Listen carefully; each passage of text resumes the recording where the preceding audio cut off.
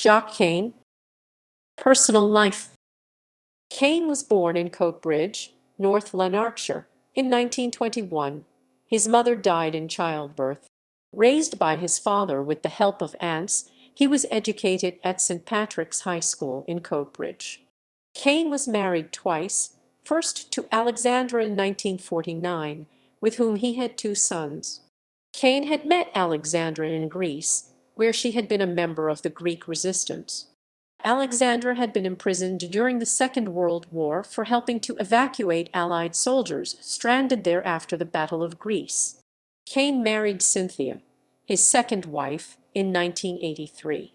After his marriage to Cynthia, Kane moved to Barton-on-Sea in Hampshire, where he worked as a milkman and school bus driver. Military and GCHQ career. In 1939, Kane joined the Royal Air Force, training as a radio operator in Blackpool. With the RAF, Kane flew on sorties during the Battle of the Atlantic, tasked with calibrating radar signals to help combat the threat of German submarines to Allied shipping.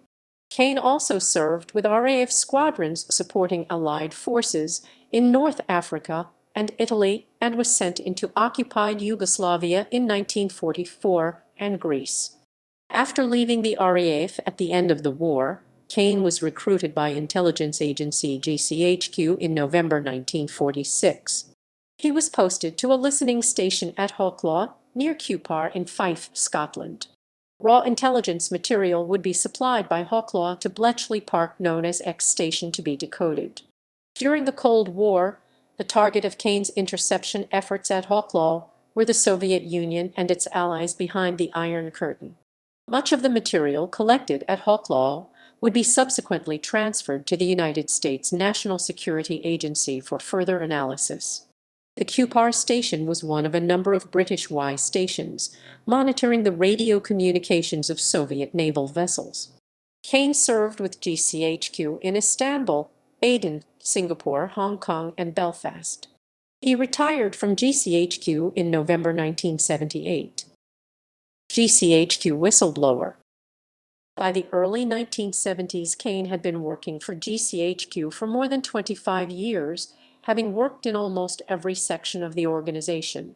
In 1973, Kane uncovered fraud in GCHQ concerned with subsistence allowances.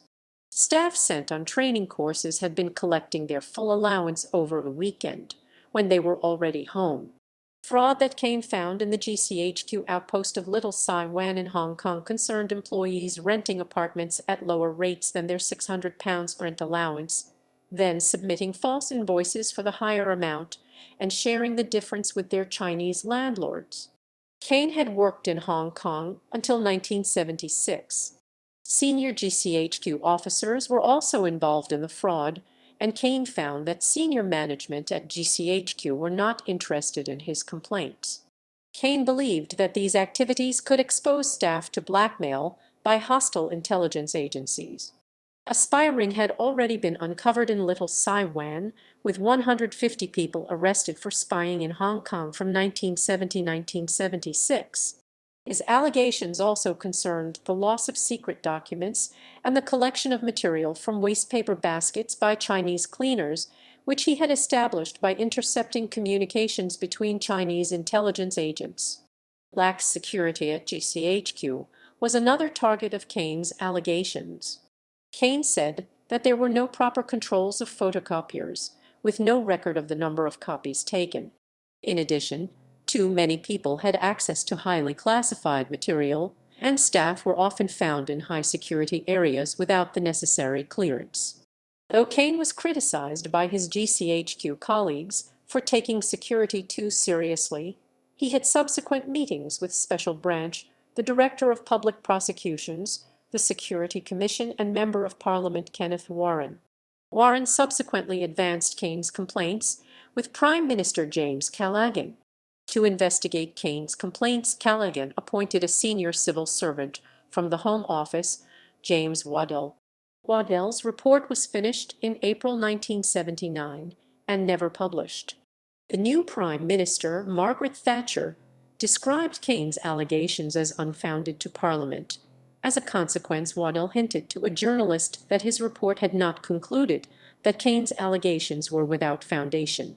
A June 1980 episode of the investigative television show World in Action, titled Mr. Kane's Campaign, was dedicated to Kane's revelations and campaign for stricter security at GCHQ in Hong Kong.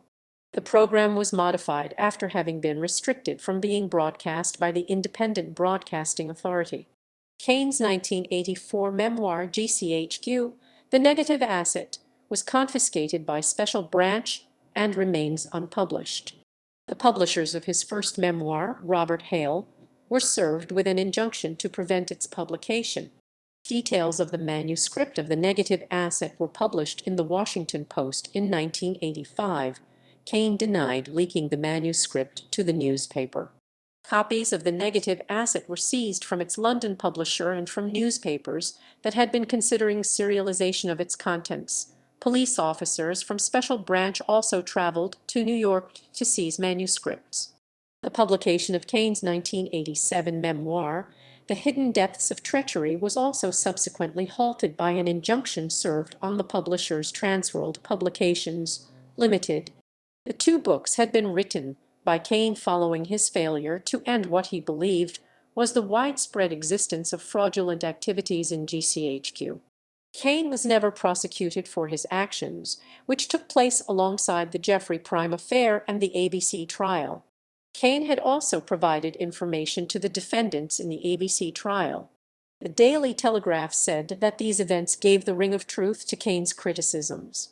In July 1988, Kane made an extended appearance on the British intelligence episode of the Channel 4 discussion program After Dark, alongside Merlin Rees, Robin Ramsay, H. Montgomery Hyde, and others.